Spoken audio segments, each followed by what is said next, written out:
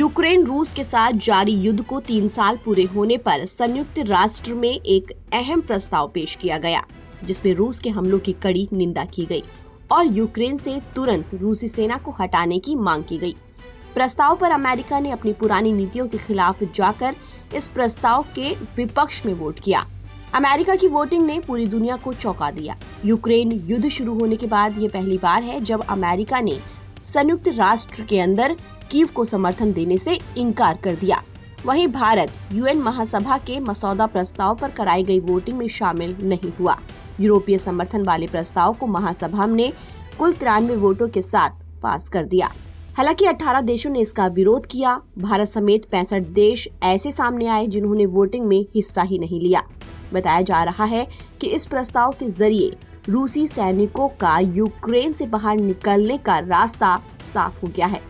अब जानकारी से यूक्रेन के लिए अच्छी खबर मानते हैं, लेकिन बड़ी बात यह है कि 3 साल के युद्ध के बाद जेलेंस्की के देश के लिए समर्थन कुछ कम भी हुआ है। अगर 83 देश यूक्रेन के साथ अब नहीं खड़े हैं तो इसे एक झटके की तरह माना जा रहा है।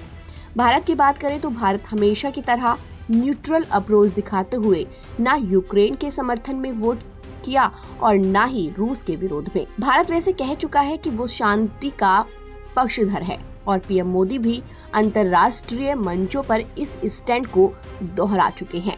अमेरिका और रूस के बीच ये चौंकाने वाला गठबंधन ऐसे वक्त पर सामने आया है जब ट्रम्प प्रशासन की तरफ से युद्ध को समाप्त करने की बातचीत की जा रही है। पिछले कुछ दिनों से प्रेसिडेंट ट्रम्प की यूक्रेनी राष्ट्रपति वोलोदिमीर जेलेंस्की के खिलाफ बयानबाजी तेज हो गई है। हालांकि इस मतदान के परिणामों को अमेरिका के लिए भी झटका माना जा रहा है, क्योंकि उसे संयुक्त राष्ट्र महासभा में यूरोपीय देशों के मुकाबले कम समर्थन मिला, जो ट्रम्प के नेतृत्व में वाशिंगटन की विदेश नीति में बड़े बदलाव को दिखाता है।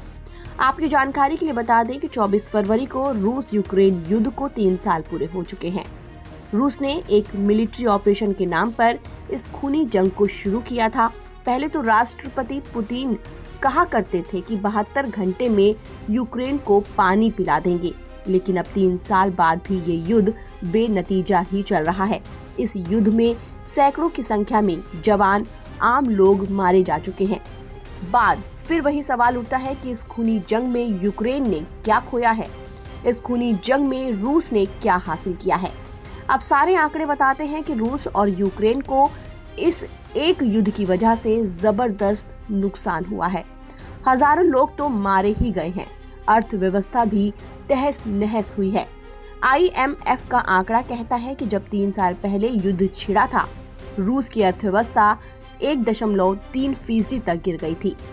ये अलग बात है कि अब कुछ हद तक रिकवर करते हुए आंकड़ा 3.6% तक पहुंच गया है, लेकिन अभी भी रूस की आर्थिक हालत अच्छी नहीं है। चाहकर भी बिक्री कई सेक्टरों में नहीं बढ़ पा रही है। महंगाई रिकॉर्ड स्तर पर है और इंटरेस्ट रेट भी काफी ज्यादा चल रहे हैं। वैसे जिस मकसद के साथ रूस ने यूक्रेन पर हमला किया था, वो अभी तक पूरा नहीं हुआ है। वर्तमान आंकड़े बताते हैं कि यूक्रेन की 18% जमीन पर अब रूस का कब्जा है। पहली नजर में कहा जा सकता है कि ये तो एक बड़ी सफलता है, लेकिन अगर पूरे 3 साल के युद्ध को देखा जाए तो एक समय रूस के पास इससे काफी ज्यादा जमीन थी।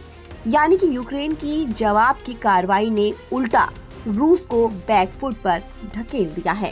ताज़ा अपडेट के लिए आप बने रहिए NBT ऑनलाइन के साथ।